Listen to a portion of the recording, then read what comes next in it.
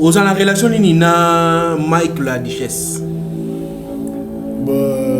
Mike la Duchesse. On a ébillé. Oui. On a ébillé. Coup d'épidé à cause de ces gens et comme une valeur. Donc Mike la Duchesse, ça a parmi bateau, va passer valeur n'a qui pédé. Va passer en valeur makasi. En valeur makasi. Selon yo les va passer une déformation valeur, une déformation valeur. Va passer.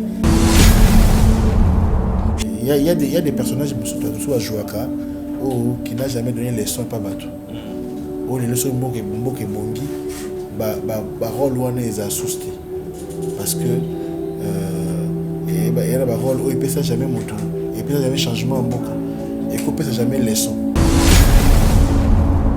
Et bon, Mike la Duchesse a joué à PD.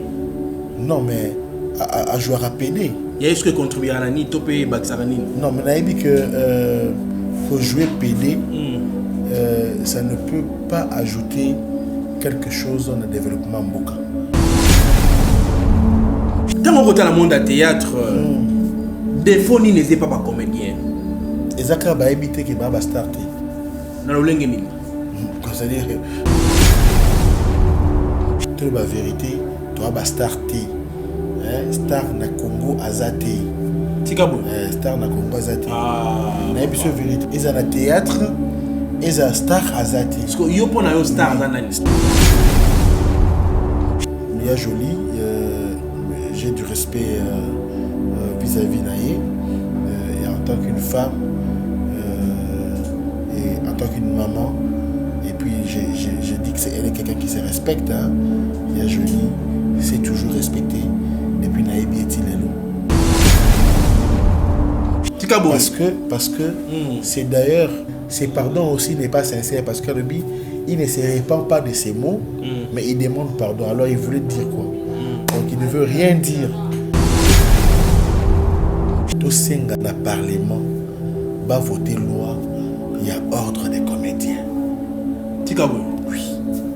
Ordre des comédiens. Et Nicolo Bani, expliquez-nous un peu. Il y a ordre d'avocat, ordre de médecin, et il y a des gens qui ont yébi Moussala, qui directement font bengo bongo. Il faut les canaux ordre où va tester yo, va montrer que tu as la déontologie et tu as maîtrisé l'éthique. Koké poto ne change pas l'éducation. Si tu es très mal éduqué, à toi qui poto zaka mal éduqué. La télévision est comme Matisayo, tu comprends qui une grande personne quand tu agis. Tant que tu as pardon, il faut te repentir. Mauvais souvenir, ni autre dans le monde de art, Gingombe. Vous avez un mauvais souvenir. Depuis que Moussa na yo, quels sont des mauvais souvenirs? Mamba sala yo mabe topé o tikala nango gravé na mutu. Le jour où j'ai vu mes enfants publiés à l'internet par une histoire de fausseté, de haine, de jalousie, n'a pas un soubassement. Tu sais, Chic, c'est qui sont les enfants. C'est qui représentent les enfants. Chic. Causant le moyen pour expliquer tout ça à la télévision constitue pour moi un mauvais souvenir.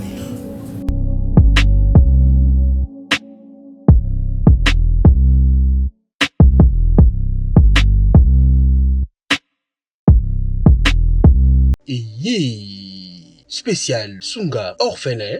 Tout soutenir orphelinat Vida. Nakata orphelinat Vida. Bolingonde Vandi. Dengue okanisi bazo telengana.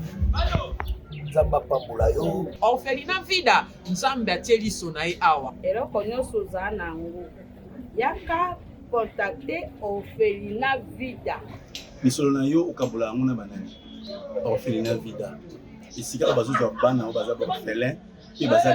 Botana Nzambe Shalom bisika nsubizwa mibino awa nazali na orphelinat Vida na yaki na papa Chico pour na kotala penza si réellement si makambo toyoka ka maman Emily Set Mainga existaka. Mais quand on est venu, on a trouvé que c'est vrai. Surtout ça la bolam livre souvenir et fondement. même après la mort, même après le retour à Christ, il y a misana biso et témoigner biso liboso na nzambe.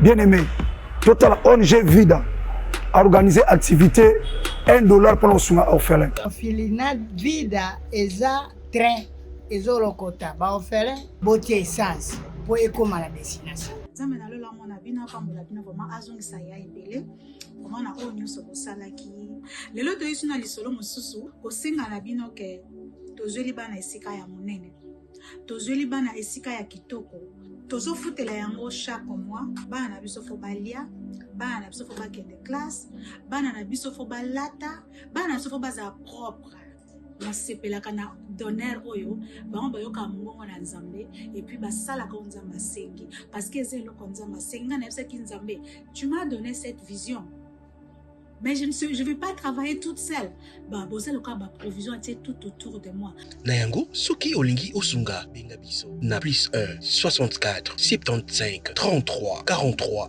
10 topé bengi biso na +243 97 666 66 04. Shalom, c'est prophète Moïse Makoma, ministère Ozana. Mingi baloba qui était Seigneur Jésus qui sa sala kalisusuté, nenge abanda ki ko sala kala. Yango ngai pe na ibisaki ba oyo, ba tambola partout, ba luka ba délivrance, ba matana ba avion ba kenda partout, ba délivrance simbate, boya et pas na Seigneur Jésus qui sende bokobika, ba tuana pe ba yaki pe ba leki ba délivrance, ba biki, bino moko bo tala ba témoignage. Frère na bino na kati ya Irlande nazali na ba blocage ba porte tout ezaki fermé mais depuis na leki na délivrance na papa Moïse makambu tout efongwami na sombi denda ba pasi na nzoto esili changement ebele salami na ba aspect nyonso nzamba ozana azosala.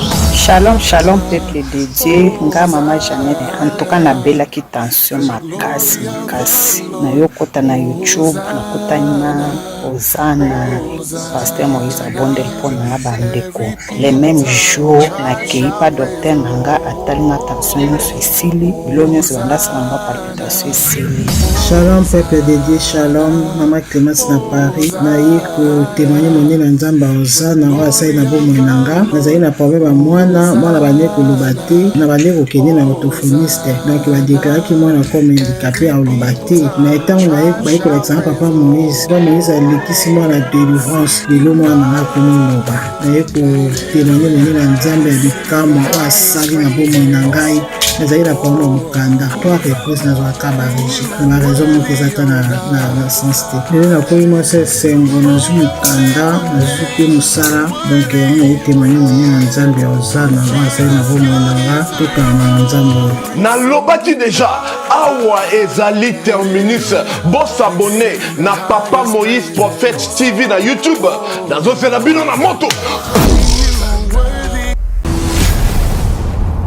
chez Biso Télévision chaîne oyo ekokani na yo.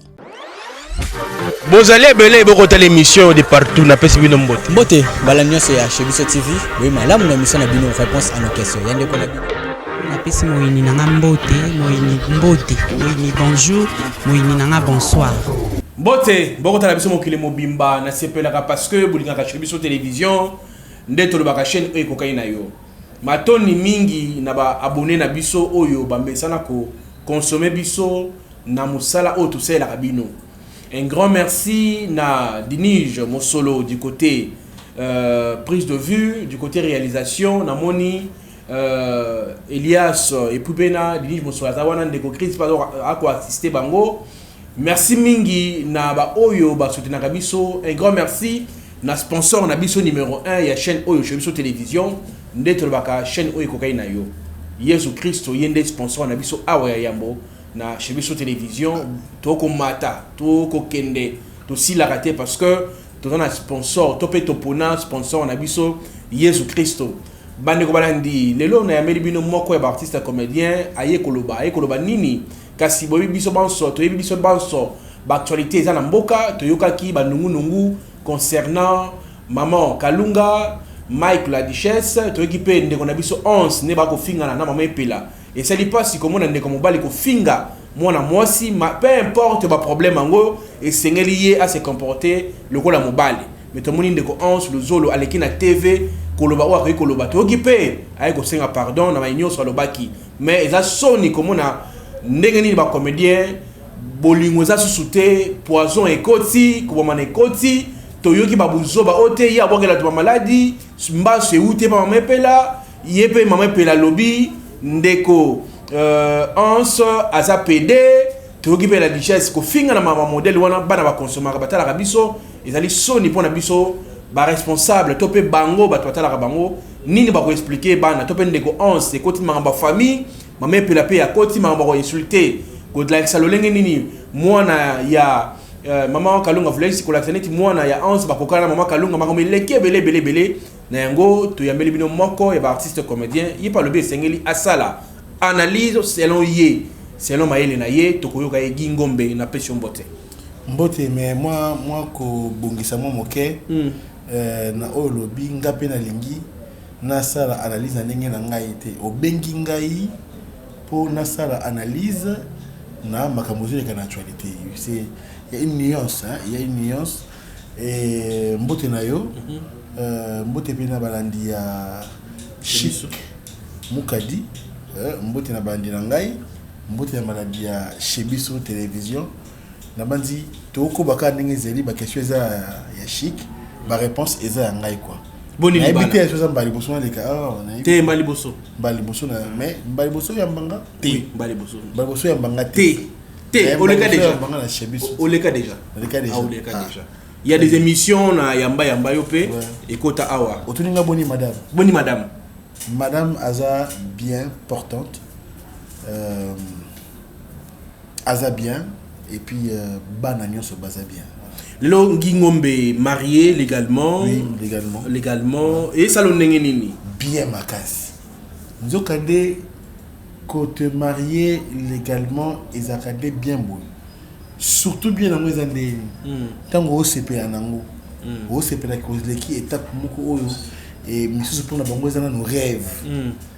Ozwi molonga ni moko oyo misusu pour bazoyer baba zaloka bongo eza pasi ke okutana mwasi bongo mwasi akutana mobali lokola ngai et sepeli wana siko elenge na ngeze tomba to siko ba critiquer biso ba finga biso bino bolekisi bino boza boy elengi ndesala yango de lengi ko ba légalement wana c'est que muto ofingo mais a longola te ke oza légitime a longola te ke oza légal donc tu vois donc et sengone yango na libala puis comment on a que lelo oyo ce que bali mwasi donc osangisi ba famille donc les camoufles que zuyo c'est que famille à mwasi na opé et zui bango les camoufles zui mwasi c'est que famille mobali pe et zui bango c'est-à-dire les cinq kosangisa famille on a bolingo nzambe ils appellent sengwa libala kokutana babokilo oyo abota ba nyoso basi ba bala et sengwa ce que moi na suka pa balinga et là on est motivé qui yo oyo bana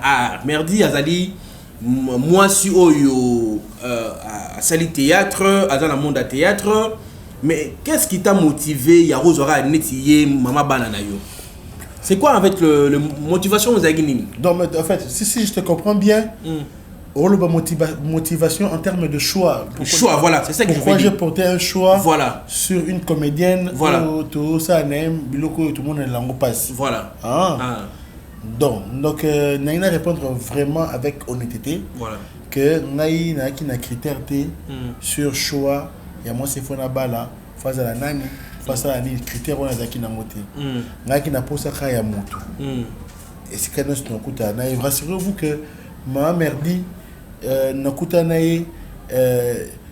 na groupe sans souci d'Afrique mais na ba quitter kaza actrice mais kuta na WC ngana ko ekota na WC tika bo yepe azobima auti ko se soulager na yebi kuté ka comme ay ne po aba no ko travailler na bali ko beta parti awana molito idea wa kuna continue na mouvement te photo no bela pena ke ngana banaye ne biso kuta na WC nga pena otaki zongo inene yo ti zongo ike tukuta na wana siko yo tanto soli si masima yebi sina no.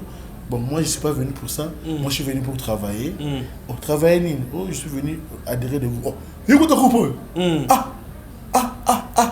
et voilà, il bongo et puis na bundi ti lelo ta lelo. Et to bundi Yango président. Le meilleur choix est toujours difficile à avoir. Yango bengala que na mouvement il faut préciser rappeler. Non, ngai en tout cas, je n'ai jamais été chassé du mouvement. En tout cas, la vérité est que n'a toujours membre du groupe Sans Souci d'Afrique. C'est-à-dire je peux pas mentir. Donc président pour Roland Nangai pour accro internet, président Boshi Lokinzo accro internet pour Roland Nangai, je n'ai jamais été chassé du groupe Sans Souci d'Afrique. J'ai quitté le groupe Sans Souci d'Afrique de mon propre gré. Et Dieu a fait que Nazonga définitivement du groupe Sans Souci, émergent aussi avec le petit-fils de Poudre de Chasse. Voilà. Nabanti, Zaï parenthèse. Lelo Yogi Ngombe, Ouye, Neto le Barak, cause la succès, puis cause la combo dans ma passi, dans le monde internet. Et le film ni ne bimisayo na monde oye bana gingo parce que tous avons moi 5-3 films où ça la biso tout se fait remarquer na niveau de cinéma pour tous on en actualité. D'abord na moni elo ki bimisa ngai Gingombe ezali groupe Sans Souci d'Afrique parce que biso tozali na ngolo nzambe ba comédien oyo to bandi ko bimisa moi mitou na domaine de théâtre à partir de Kinshasa, à partir de RDC. Après les Libanda ba ko consommer biso ba ope ba consommer biso Libanda ba bandi ko consommer biso awa. C'est-à-dire d'abord il n'y avait pas une panoplie de chaînes. Chaînes qui étaient un succès, nous avons antenne on a battre record et c'était normal que Batouba qui accro à antenne A et biso va produire antenne A. J'ai du mal à dire en ce moment-là quelle est vraiment la pièce oui bimisanga makasi et n'a du mal il y a Kolobango parce que jusqu'à présent ndi naza boye je ne me rends pas compte qu'il y a l'habillement. Ozana na limité.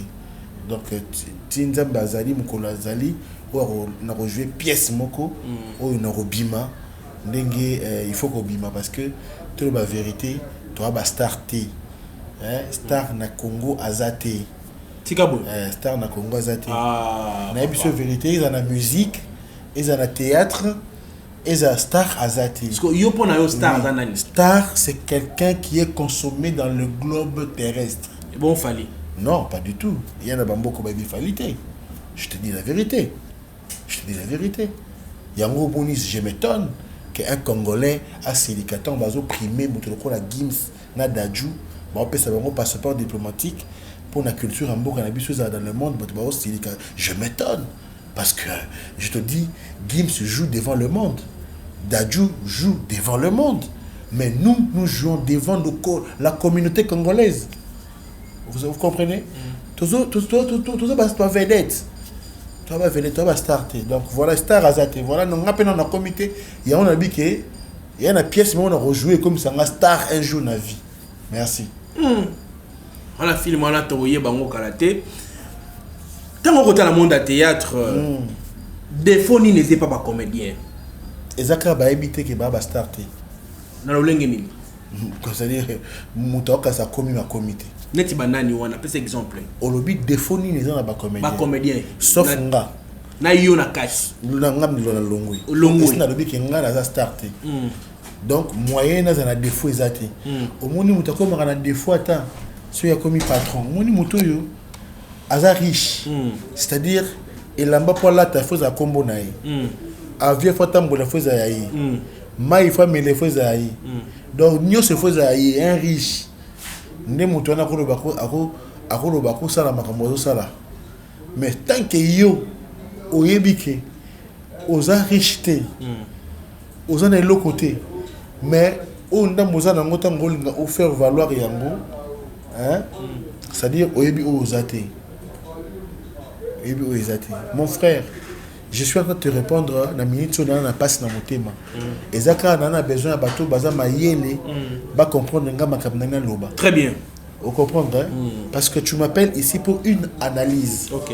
Je veux te dire grosso modo que ce que les comédiens sont en train de faire. Les comédiens ce qu'ils sont en train de faire. Les ali makamoleka na mokili. Mais et c'est la conscience. Et c'est la conscience et c'est un peu humilité pour mutu mon côté na Congo nga zaboye na domaine de la comédie à commettre bitato le casa riche laisser aux riches de s'exclamer. Nous cherchons encore à devenir, nous ne sommes pas encore arrivés, quand bien même parmi nous il y a de ceux qui peuvent avoir l'idée qu'il faut s'épanouir parce que l'épanouissement en réalité est endogène. Très bien. Aux la relation Nina Mike la Duchesse. Mike la Duchesse. On a ébillé. Oui. On a ébillé. De Solaka parce que ça rend un service. Ok. Voilà. C'est quelqu'un que j'ai d'abord regardé la TV pendant que moi je ne faisais pas encore la télévision. Ok. Moi j'étais en train de faire le théâtre proprement dit. La télévision à partir de 2009 nenga na bandango entre temps bango la Duchesse nous a qui déjà côté la bango c'est un aîné en matière il y a la série na biso il y a la télévision na billet mais la relation au tout ça nango ils ont une relation à koyebana. OK à koyebana ya oui ans yepe na billet d'abord solo la bien. Oui, de la même manière, je parlais pour la Duchesse et après pour Hans Luzolo parce que les deux, non, avec Hans Luzolo, je n'ai jamais joué sur scène, mais avec la Duchesse, j'ai joué avec lui, mais dans le groupe Sans Souci d'Afrique. D'accord. Si on a une internet, est-ce que vous avez un si on a une nuance, on a un exemple, il y a Hans. Non, maman est là. Bon, maman est là, bon, solo là. Maman est là, toujours on s'entend bien, on se provoque, et puis on se taquine, et puis voilà. Et Maman Pela n'est pas un personnage, Maman Pela c'est une personne. Moi je pense que dans le normal, Azaka Ninga Zalaka, et puis sur scène, Apeka Ninga Zalaka. Donc c'est quelqu'un qui joue tel qu'il est, tel qu'elle est plutôt. C'est-à-dire, Epanae, je la trouve sur scène yé et Nanda Kopeka yé. Voilà. Ok. Tandis que pour la Makalunga, il y a joli, j'ai du respect vis-à-vis Naye et en tant qu'une femme et en tant qu'une maman. Et puis je dis qu'elle est quelqu'un qui se respecte. Hein. Il y a joli, c'est toujours respecté. Depuis Naïbi et Tilelo, c'est une icône, c'est un patrimoine, c'est une légende, c'est une valeur ajoutée hein, à la culture africaine. Voilà, il y a joli Kalunga parce que c'est aussi une école. Il y a joli est une école. Donc voilà. Et voilà. Il y a des personnages à Jouaka qui n'ont jamais donné leçon pas bateau. Les leçons Mboke Bongi, rôle wana est assousti parce que et la rôle où il peut jamais monter, il peut jamais changement en Mboka, et qu'on peut jamais leçon. On nous a dit na Mike non nazolo ba otu nanga Mama Kalunga. Ah d'accord. Mama Kalunga. Pour Mama Kalunga apparemment ba kele ba éloge komisier mais il y a des rôles où yo Mboke Bongi et aux assouté. Oui, il y a des rôles. Tout moni ans a joué à voyou, mutu bongo. Tout moni nani ans a joué à voyou. Mike a joué nani Mike a juste PD. Ça véhicule un message. Ah d'accord. Ans joue à Jouaka voyou, mais la parole naïe, au monde qu'il y a lieu, il y a qu'à changer mentalité. Et bon, Mike la Duchesse a joué à PD. Non, mais à jouer à PD. Il y a ce que contribue à Nani, Topé et Baksarani. Non, mais naïe que pour jouer PD, ça ne peut pas ajouter quelque chose dans le développement Mboka. Ça ne peut pas ajouter. Parce que c'est d'ailleurs une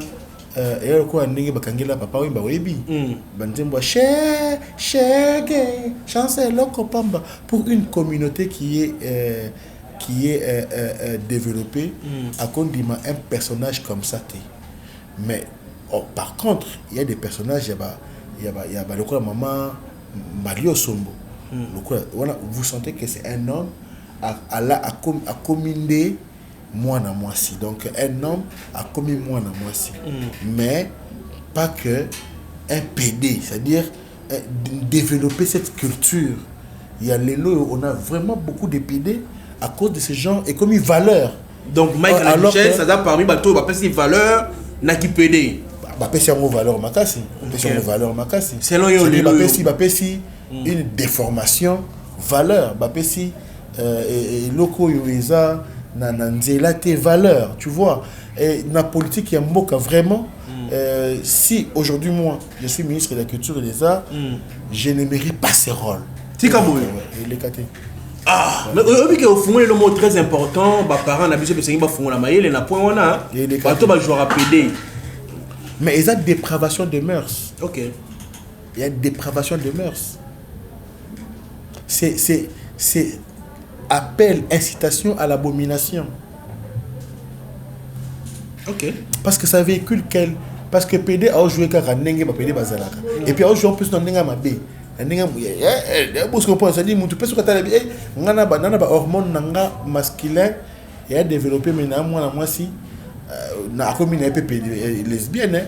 Vous savez on a ba hormone masculin développé féminin développé maintenant moi mon bali a comme une PP et aujourd'hui et PD est comme pécole. Vraiment ça c'est anormal. Mais le rôle il y a beaucoup s'est transformé, là ça peut aller. Et puis vous savez que Maman Balio Sombo, il y a des leçons. Il y a des leçons. Vous comprenez? Il incarne une mère, mais c'est un homme. Mais comment on a un petit peu de Mike la Duchesse, ceux qui a rejoué PD, moi à voir mon sous mais ceux à jouer mobile, à moi forcer voir il y a. C'est pour dire qu'il y a beaucoup à PDT. OK. C'est pour dire que Yemoko, la personne est un homme.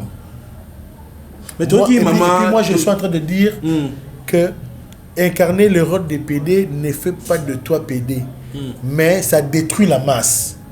OK. C'est ça que je suis en train de dire. Donc, je ne fais pas allusion, il n'a voix à mon tour, non, pas du tout.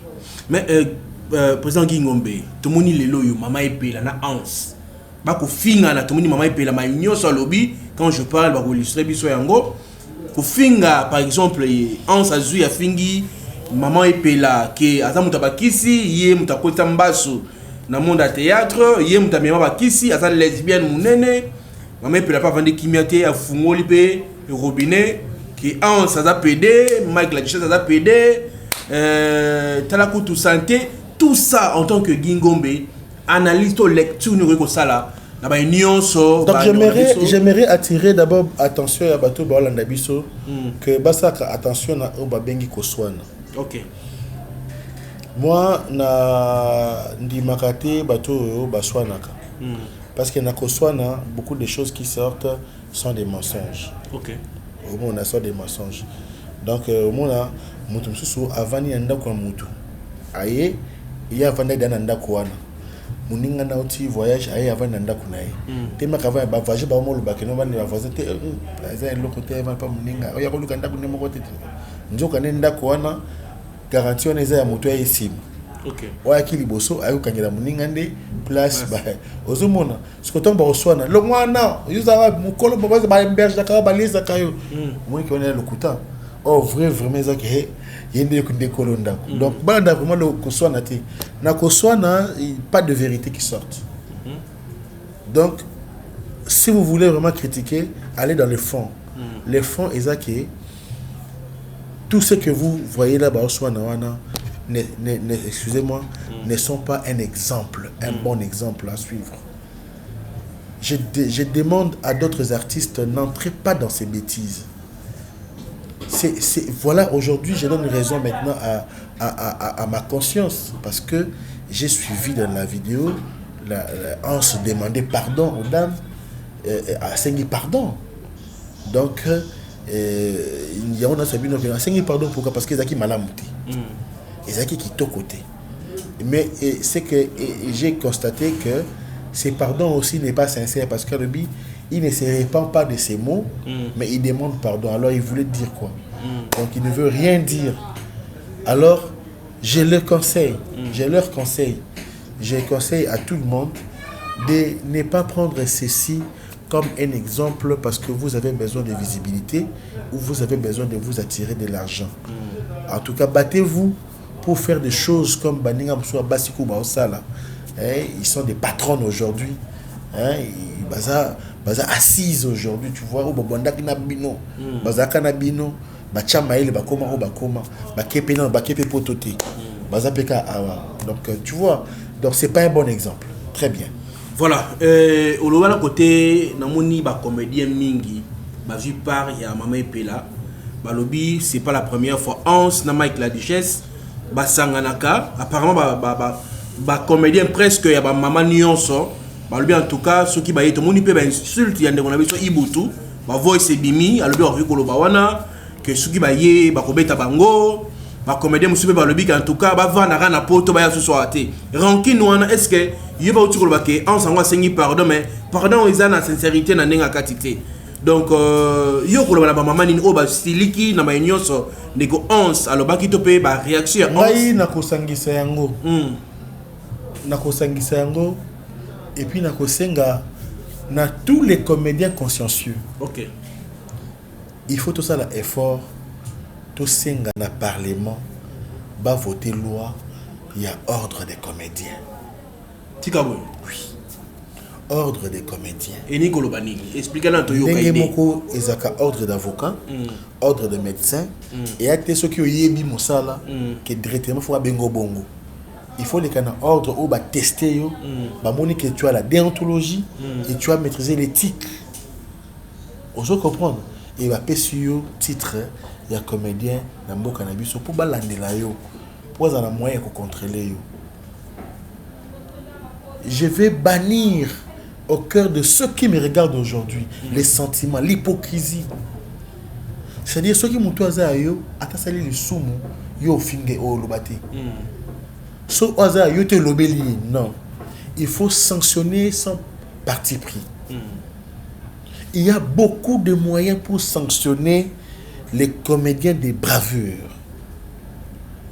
Il y a beaucoup de moyens pour sanctionner parce que nous sommes tous mélangés et aussi ceux qui nous consomment. Balingi Bouzoba. Tu vas voir comment est-ce que Bouzoba besoin battre le plein boy. Mais c'est un projet qui toque les alliés. Non, les gens n'en suivent pas. Il faut quelque chose de comme ça. C'est-à-dire parce que Kokepoto ne change pas l'éducation. Si tu es très mal éduqué, à toi Kepoto Zaka mal éduqué. Ce que vous avez instruité, à toi Kepoto Zaka instruité. Vous comprenez? Donc c'est-à-dire, nous devons tous savoir d'où nous venons. Et puis, Babo Sanaka, on a ce là qui est le moment Kalonga le bien, t'as ce qui n'a reçoit la main, on ça bien. Abi Kala Malamu Zalakati. Kala ya Malamu Zalakati. Bravo. Et à concert au besoin. Et puis, la télévision, est comme Matisayo, tout comme Peko Kitisayo. Une grande personne, quand tu agis, tant que tu pardon, il faut te repentir. Parce que ta fille, ton fils, ta maman, ton père regarderont un jour cette image. Vous comprenez? Nous devons savoir aussi, surtout ce mouton à poto, Aïbi, le droit de l'enfant. L'enfant, on ne l'expose pas n'importe comment. La femme, on ne l'expose pas n'importe comment.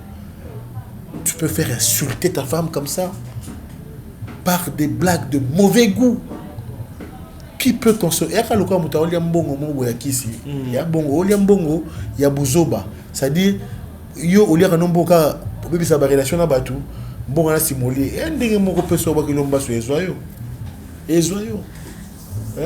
Donc c'est ça. Voilà, les loyaux, Tokoti, Tovanara phénomène poison et côté n'a comédien, poison et côté belé. Tout le monde a vu Tcheko, Matondo, accueilli na poison. Bah nous sommes sur Bimaki Ote, Ndeko Tcheko, parce que il y a un petit mutabete linga yo que non, Gingombe aza pédé. Na on dit parce que na yebi yo. Ndima. Parce que yebinga. Ok. Qui n'a PDT. D'accord. Vous comprenez? Maintenant, si koyo, lelo yo, actualité bimi, et comme un poison. Et quand il y a un monde de comédien. Yo le nini, na ba acte oyo, toujours culture mo ya mboka moko boye, to kotsango et pas na biso. Culture en mboka nini par exemple, la vie. Te. Mboka ni culture ni. Non, non, tu na mituna yo répondre kana ona tuni papa. Bon, ngai naza natanga na médecine te. OK. Nasala psychologie te. Bien que natanga ngo. Naza animateur culturel, comédien. Naza pe ami, il y a un médecin légiste traité. Il y a un hôpital iska, ba poison que non yebana. Donc je dois m'abstenir d'analyser sur ça. Au moins que Naza très à l'aise dans le monde à vivre. Je parle aisément. Mais pour pas des choses on a zanango na quintessence T. Je ne peux pas accepter. Parce que jusque-là, personne ne me convainc qu'il y a un poisson. Dans la culture, on dit que non, la zone d'imate. Non, d'imate. Pour ngai gingo benaebi, ndenge natanga o babenga poison. Et puis na koli na comprendre que ah, mutu poche la mutu poison ça pas mon à vivre été. Vous comprenez? Mais au ba poison pour comment vivre na ngoboy. Basa la kebe cause aller que le moka ya mabe et un peu toxique parce que toxique nyo so za poison. Mais ce qui est supporté organisme na yote, tu peux mourir. Mais il y a des poisons avec un mélange de toxiques. C'est-à-dire imagine que mutuanga qui na tantine na systématique, ali pena ya ro, ya rivalu, ya ro, ya roro, ya rara. Monongo, tout à sangisi pour na mutu moko. Ce qui travaille yo, makase que organisme non makase té. So koufi et qui va salir autopsie, on va découvrir qu'il y a un point, il y avait un poison. Ce peut au koufité et qui va salir analyse, on va découvrir que tu as été empoisonné, tu as administré, ou vous avez administré un toxique. Vous comprenez? Donc le coup la paix. Mutumo ta leka pour nga soki o chelinga poison et que na yebi keza yo na kolo bana yo na ko luka yo na olana na vidéo o chelinga poison parce que je suis certifié que c'est toi ozomona et ande mo pour que ngamba so biki na ondi papa donc na lobika on a lobi wana donc ngai na yebi ke poison est partout dans le monde, dans tous les secteurs de la vie le poison existe. Dans notre domaine, je ne suis pas quelqu'un qui peut kolobaker oui ou non, mais du moins la culture nanga, n'aime que ceux qui battent lié au poison, ceux qui lié poison comme qui savent, ceux qui battent lié au poison, et ça pour vivre. Mauvais souvenir ni utika ina mona monde ya art Gingombe. Vous avez un mauvais souvenir depuis bani musana yo. Quels sont des mauvais souvenirs?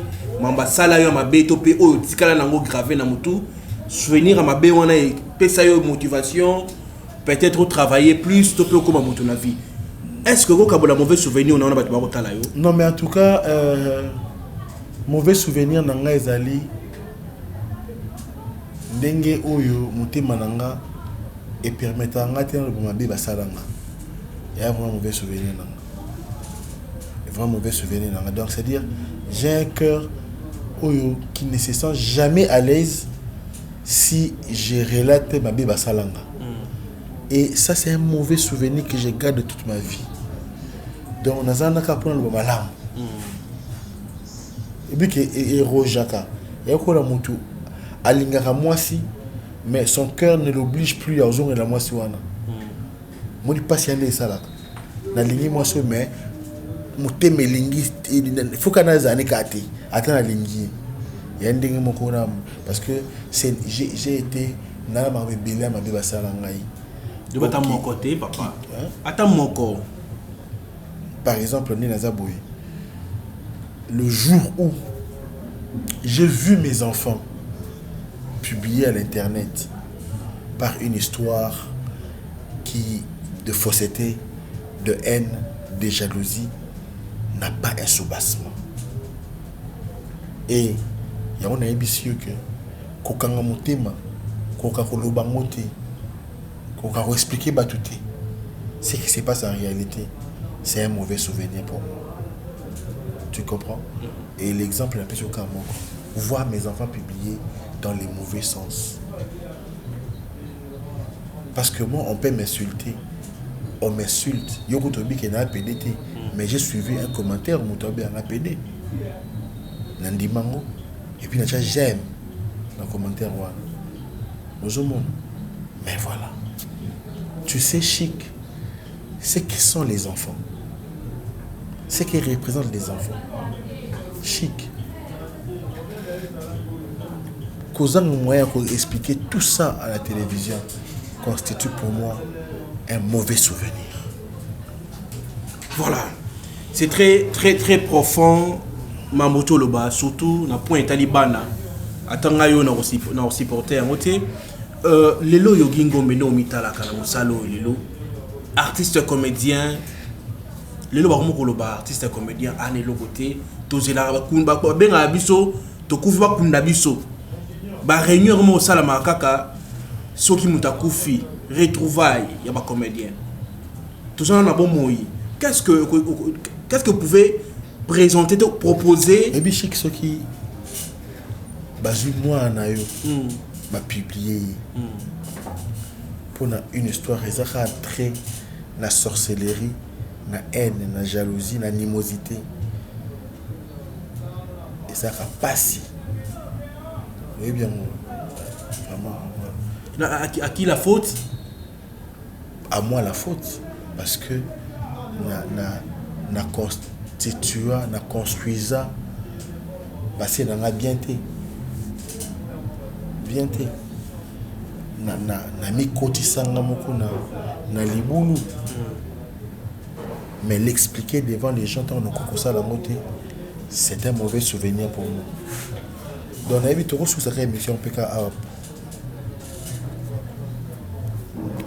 Par moi, tu es touché par rapport à les Solong. On a eu Kao Kolobana passe na monté ma boité. Non, on est taoté, ça fait très mal. Mais non, dans tout ça, yo, maman banana yo et tout consort, vous tirez les leçons, besoin nini prochainement pour que Makambo ait commenté. Ils ont la société. Parce que depuis Yango et Salami. Moi, nous avons des leçons déjà. Nous avons des leçons. Nous avons des leçons. Ok. Nous avons dit que comme il y a des leçons, nous avons des leçons bien. Nous avons dit que Kimoko et Nzambi. Ok. Qui n'a tiki Angélou et Satana. C'est profond, hein? Mot de la fin pour cette émission de Monseigneur Tokata. Voilà, je profite pour saluer Bato Balandinga Lelo. Voilà, merci. Mon contact est ça. Plus 243 900 979 928. Voilà. Okay. Merci beaucoup, Papa Guy Ngombe. Voilà, mesdames, messieurs, on est à la fin de cette grande émission Police des Stars, une émission d'analyse et critique. Un grand merci à tous nos abonnés de Chebiso Télévision. Yona nos s'abonner parce que Chebiso Télévision, Tolobaka, chaîne Oyo, ils a exemplaire. Chaîne Oyo, Pesa Rabino, Makamoko, très important et informar Rabino. N'ayons bon consommer, s'il vous plaît. Un grand merci à notre sponsor, Jésus-Christ Nazareth, parce que c'est lui le sponsor de cette émission, cette chaîne Chebiso Télévision. Merci à tout le monde qui nous soutient de près, de loin, physiquement, spirituellement, financièrement. Un grand merci à vous. Botika bisoté, toi, on a besoin de soutien pour que tout ça, Moussala Kitoko. Un grand merci aussi à Maman Mélisséti, Maïnga Mwasi Nzambe depuis Canada, na Orphelinat na Evida. Badne Kobalandi, Bomoni Sport, il y a Orphelinat Vida et Koleka, Songa Orphelinat na $1, yo na $1 na yo, $2 na yo, soki bato 1000 basangani bako pesi $1, tous en somme à $1000. Orphelinat Kolia, a combien la paire Olata. Maman Emily a sali wa sala mekasi yemoko okokate atala besoin ya lisungi na bino to soutenir projet oyo ekene liboso bana wana na banzi ba kosunga ka pe ba ofane mususu ba koyaka avec le temps. Merci mingi pe na Ndeko Chris o na sima ya caméra na pesi batoni mingi na Ndeko Dinich Mosolo na PCP merci na Montréal Elias ba ko sala musala kitoko matoni mingi na ba oyo nyonso balingaka biso te ngala pesa kabino mbote bato mitema mabe bato ba vandaka ba tonga ka bato o ba yebi via mutu lekana mutu ana yemoko mubango ba vandaka de tongo ti pourquoi pona ko tonga pona ko finga na PCP no mbote nzama pambola bino nzama sunga vraiment bobongo la mitema. Un grand merci à Lydie Moukadi ma femme, merci à mes enfants. Mesdames, messieurs, sous Jésus Christ, nous avons été au coup de la première émission. Bye bye. Spécial Sunga orphelin. Tout soutenir orphelinat Vida. Nakata orphelinat Vida. Bolingonde Vandi. Dingue okanisi bazo telekana. Nzamba pambola yo. Orphelinat Vida. Nzamba tieli sonae awa. Eloko nyonso za nango. Yaka contacter orphelinat Vida. Misolo na yo okabula ngona banani. Orphelinat Vida. Isikala bazuza bana o baza orphelin. Botana Nzambe Shalom bisika nsubizwa mibino awa nazali na orphelinat Vida na yaki na bapashiko pona kotala penza si réellement si makambo toyokaka mama Emily Set Mainga existaka.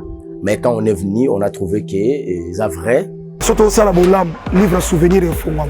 Même après la mort, même après le retour à Christ, il y a misana biso et témoigner biso liboso na Nzambe.